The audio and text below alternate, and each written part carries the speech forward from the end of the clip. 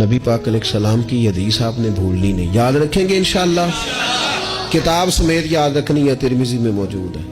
हुजूर सल्लल्लाहु तआला अलैहि वसल्लम फरमाते हैं, हजरत अबू हुरैरा रावी हैं, नबी पाक फरमाते हैं अल्लाह की बारगाह में दुआ से ज्यादा कोई इज्जत वाली और तकरीम वाली चीज है ही कोई नहीं।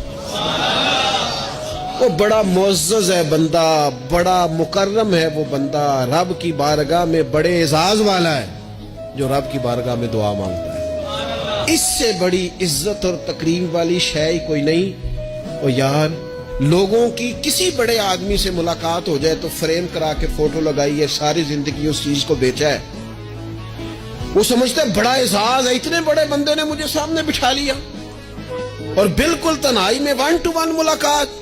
और उसने मुझे कहा आप खुद बयान करें जी क्या मसला है, मैं आपका हल करता हूं। कितनी बड़ी तकरीम की बात है।